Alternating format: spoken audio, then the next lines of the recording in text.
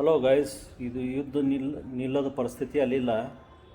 ಯಾಕಂದರೆ ಇರಾನ್ ಮೇಲೆ ದಾಳಿ ಮಾಡ್ತಾ ಇದೆ.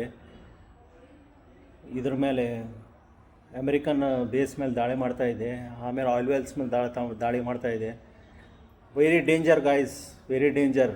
ಮುಂದೆ ಹೆಂಗೆ ಪರಿಸ್ಥಿತಿ ಬರ್ತದೆ ನಮ್ಗೆ ಗೊತ್ತಿಲ್ಲ. LPGದು ಆಯಿಲ್ದು ಹೆಂಗೆ ಪರಿಸ್ಥಿತಿ ಬರ್ತದೆ ಗೊತ್ತಿಲ್ಲ ಗೈಸ್. ಅಮೆರಿಕ ಹಿಂದೆ ತೋತಾ ಇಲ್ಲ. ಯುದ್ಧ ಏನು ಏನಾರು ಮಾಡಿರಿ ಗೈಸ್, ಇದು ಆಗೋದಿಲ್ಲ ಗೈಸ್. ಪ್ಲೀಸ್ ನಮ್ಮ ಪ್ರೈಮ್ ಮಿನಿಸ್ಟರ್ದವರು ಹೋಗಿ, ನಮ್ಮ ಫಾರಿನ್ ಮಿನಿಸ್ಟರ್ ಹೋಗಿ ಅಲ್ಲಿ ರಿಕ್ವೆಸ್ಟ್ ಮಾಡಿದ್ರೆ, ನ್ಯಾಟೋ ಕಂಟ್ರೀಸಿಗೆ ಹೋಗಿ ರಿಕ್ವೆಸ್ಟ್ ಮಾಡಿದ್ರೆ ಆಗೋದು. ಆಮೇಲೆ ಎಲ್ಲ ಕಂಟ್ರೀಸ್ ಕೂಡಿ ಮಾಡಿದ್ರೆ ಆಗೋದು. ಇಂಡಿಯಾ ಅಷ್ಟೇ ಮಾಡೋದಲ್ಲ, ಎಲ್ಲ ಕಂಟ್ರೀಸ್ ಕೂಡಿ ಮಾಡಬೇಕು. ಇದು ಯಾಕಂದರೆ ಇದು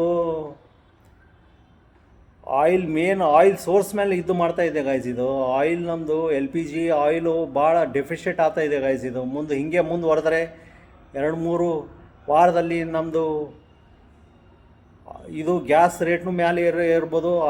ಇದು ಆಮೇಲೆ ಪೆಟ್ರೋಲ್ ರೇಟು ಮೇಲೆ ಇರ್ಬೋದು. ಏನೂ ಹೇಳೋಕೆ ಬರೋಂಗಿಲ್ಲ ಗೈಸ್. ಅದ್ರ ಸಂಬಂಧ ಎಚ್ಚರಿಕೆ ರೀ ಗೈಸ್, ಎಚ್ಚರಿಕೆ ರೀ. ಗುಡ್ ಬಾಯ್.